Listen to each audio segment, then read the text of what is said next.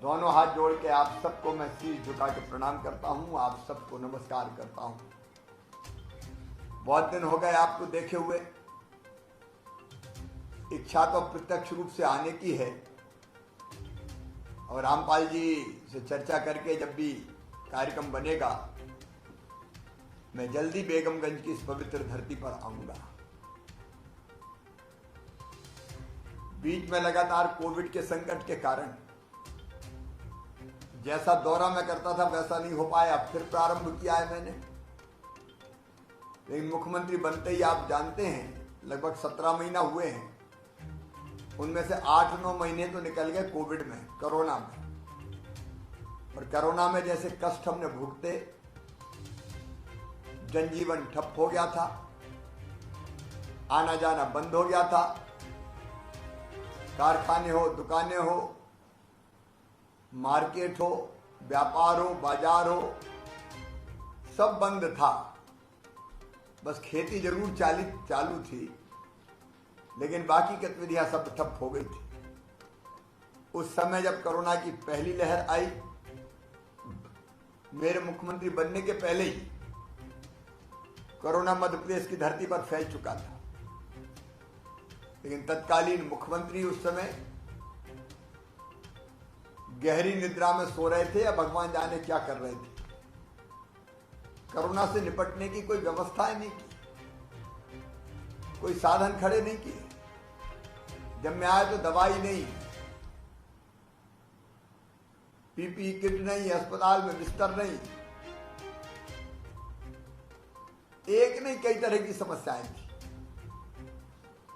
लेकिन आप सबके सहयोग से, चाहे वो कोरोना की पहली लहर हो और चाहे वो कोरोना की दूसरी लहर हो, प्रधानमंत्री जी के आशीर्वाद से, उनके मार्गदर्शन में और आप सबके सहयोग से मुकाबला करने में हम सफल हुए हैं। नुकसान बहुत हुआ है, कई अपनों को हमने खो दिया है, कई परिवार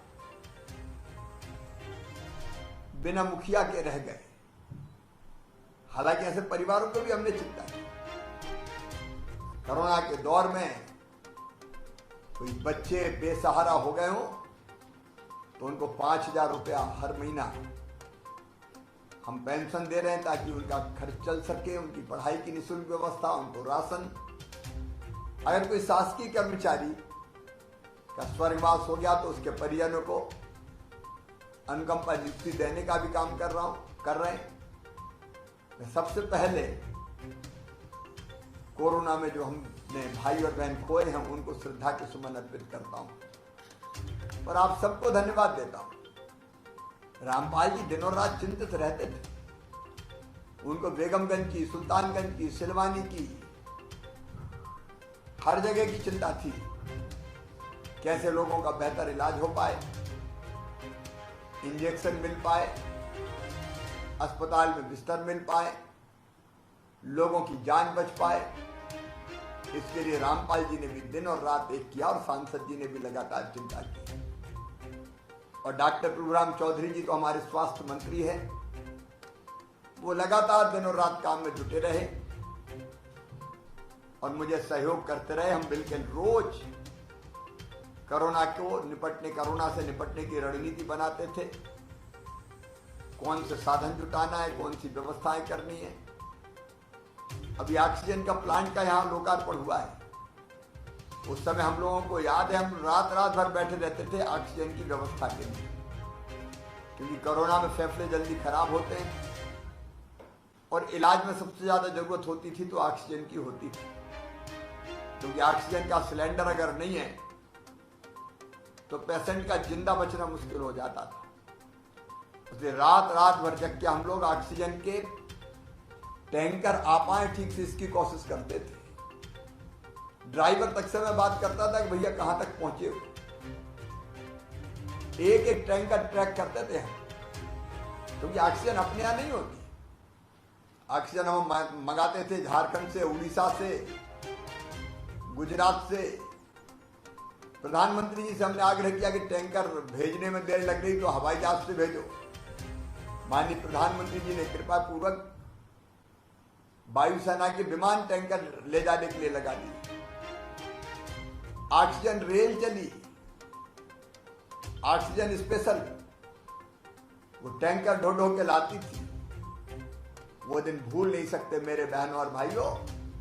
7-8 दिन तो आंख से आंख नहीं लगी, क्योंकि चिंता रहती थी। हर जगह से फोन आते थे, आधा घंटे की ऑक्सीजन बची है, 1 घंटे की ऑक्सीजन बची है, अगर टैंकर नहीं पहुंचा तो इतने मरीजों की जान चली जाएगी। लेकिन आज आप सबके सहयोग से और भगवान की कृपा से हम ऐसी स्थिति में पहुंचे कि कोरोना को कंट्रोल कर लिया है। मैं क्राइसिस मैनेजमेंट कमेटी के सभी मित्रों को बहुत बहुत धन्यवाद दूंगा।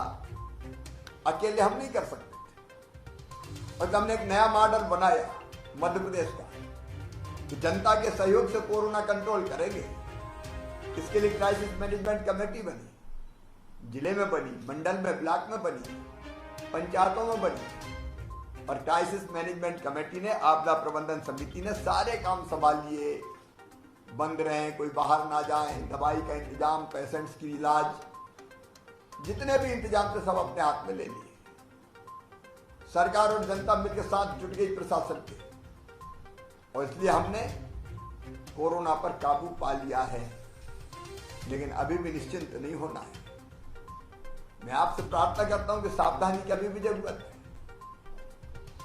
टीका बहुत जरूरी है। रायसेन जिले में भी टीकाकरण अभियान काफी अच्छा चला। बेगमगंज में भी सबने टीका तो लगवा ही लिया होगा। कौन कौन ने लगवाया, जरा टीका हाथ उठाओ भैया, जिनने टीका लगवाए। अब पहला डोज लग गया, लेकिन दूसरा लगा कि नहीं, इसकी भी चिंता कर लेना। ये दूसरा डोज कौन कौन ने लगवाया, दूसरे डोज वाले भी हाथ उठाएं, क्योंकि कई लोग हाँ हैं, कई लोग पहला लगवा के भूले गए। ये अपना शरीर में पूरा सुरक्षा चक्र तभी बनेगा जब 2 डोज लग जाए। इसलिए जिनने दूसरा डोज नहीं लगवाया वो दूसरा डोज भी जरूर लगवा लेना। आप अकेले ना लगवाएं, आपके घर में, गली में, मोहल्ले में, परिवार में, गांव में, शहर में अगर कोई भी भाई बहन शेष रहा हो तो उसको भी टीका लगवा देना। ये व्यापक पैमाने पर टीकाकरण हुआ है, मोदी जी ने मुफ्त में टीका दिया है, इसके कारण लोगों की जान बच पाई है, कोरोना काफी कंट्रोल है। इसलिए टीका और कोविड के संक्रमण को रोकने का अनुकूल व्यवहार बहुत जरूरी है। अब तीसरी लहर की चर्चाएं चल रही थी, भगवान करे ना पाए, टीकाकरण के कारण काफी कंट्रोल हुआ है, और भी हम सब तरह के उपाय करेंगे। लेकिन हमने तीसरी लहर से निपटने की सारी तैयारी की। जैसा कि रामपाल जी बता रहे थे, डॉक्टर प्रभुराम चौधरी जी भी बता रहे थे, बिस्तरों का पर्याप्त इंतजाम किया है, आईसीयू बेड बनाए, वेंटिलेटर की सुविधा उपलब्ध कराई है, अस्पतालों को अपग्रेड किया है। अब बेगमगंज में भी आप जानते हैं कि आईसीयू बेड भी स्वीकृत हो गए। बेगमगंज हो, सुल्तानपुर हो, उदयपुर हो, अलग अलग हमारे, अब बेगमगंज में तो नवीन सिविल अस्पताल की सौगात बेगमगंज को मिली है, और जैसी सुविधा भोपाल में मिलती है जांचों की, वैसी बेगमगंज में उपलब्ध होगी। रामपाल जी ने लगातार प्रयत्न किया, और डॉक्टर प्रभुराम भी रायसेन के ही है, तो घर का परसैया और अंधियारी रात काय को कसर छोड़ना है। स्वास्थ्य सेवाओं में रायसेन जिले को भी बेहतर से बेहतर बनाना है। बेगमगंज पीछा न रह जाए, इसकी चिंता की गई है। उसके लिए आवश्यक धनराशि स्वीकृत की गई है। कई तरह की व्यवस्था जिसके बारे में अभी चर्चा हो रही थी, मैं दोहराना नहीं चाहता, रामपाल जी भी बता रहे थे, डॉक्टर प्रभुराम जी भी बता रहे थे, वो हमने करने का प्रयास किया है। और सबसे बड़ी बात थी ऑक्सीजन की कमी पूरी करने की। मैं दानदाताओं को, 165 दानदाता यहां बैठे, दोनों हाथ जोड़ के उनको धन्यवाद देता हूं। संकट के समय हमारे दानदाताओं ने अपनी जेब का पैसा लगा के 29 लाख रुपए की लागत से ये ऑक्सीजन प्लांट लगाया है। सभी दानदाता बहनों और भाइयों, आपने ऑक्सीजन प्लांट नहीं लगाया, लोगों की जिंदगी बचाने का प्लांट लगाया है। मैं आपको साधुवाद देता हूं, बहुत बहुत धन्यवाद देता हूं, हृदय से धन्यवाद देता हूं, आपका अभिनंदन करता हूं। यही भावना है जो मनुष्य को बचाने का काम करती है। तुलसीदास जी ने रामायण जी में कहा, परहित सरिस धर्म नहीं भाई, पर पीड़ा सम नहीं अधमाई। दूसरों की भलाई करने से बड़ा पुण्य कोई नहीं है, और ये दूसरे की भलाई का काम है। कोविड नहीं आया तो बाकी कामों में ऑक्सीजन का उपयोग होगा, प्लांट तो अपना हो गया। और इसलिए इस प्लांट के कारण न केवल कोविड, बल्कि कोविड को तो आने की हम कोशिश करेंगे कि ना आ पाए, लेकिन बाकी पेशेंट्स को भी इसके कारण बहुत सुविधाएं मिलेगी। मेरे बहनों और भाइयों, बड़ी मात्रा में ऑक्सीजन बेड तैयार कर लिए गए। कोविड से निपटने के आवश्यक सब उपाय किए हैं, लेकिन कोविड अकेले की चिंता नहीं है हमें। डेंगू जैसी बीमारियों से भी निपटना है। उसके लिए स्वच्छता रखें, नगर पालिका भी चिंता करें, नागरिक भी चिंता करें। अपना शहर स्वच्छ रहना चाहिए, गांव स्वच्छ रहना चाहिए। और जहां तक ऑक्सीजन प्लांट का सवाल है, अब तक 163 प्लांट्स पूरे मध्य प्रदेश में क्रियाशील हो चुके हैं और उनसे 182 मैट्रिक टन ऑक्सीजन का उत्पादन किया जा सकेगा। अभी और प्लांट्स पे काम चल रहा है। भगवान ना करे दिक्कत अगर आई तो ऑक्सीजन के संकट से निपटने में हम सक्षम हैं, हमको ऑक्सीजन के लिए कहीं भागना नहीं पड़ेगा। मेरे बहनों और भाइयों, ये कष्ट के दिन थे हमारे। अच्छा, कष्ट केवल कोरोना का नहीं था, कोरोना के कारण अर्थव्यवस्था ठप हो गई, वैसे सरकार के खजाने में भी पैसा नहीं आया, सरकार भी थोड़ी कड़की में आ गई। अब आप कल्पना करें, 16-17 महीना में से 8-9 महीना बंद रहा तो स्थिति खजाने की क्या होगी। लेकिन उसके बाद भी हमने हिम्मत नहीं हारी, विकास के काम भी नहीं रोके, अस्पताल भी खुलते चले जा रहे हैं, व्यवस्थाएं बनाते चले जा रहे हैं। स्कूल भी अब नए बनेंगे, कुछ जगह सीएम राइज स्कूल, शिक्षा की, स्वास्थ्य की बेहतर व्यवस्था।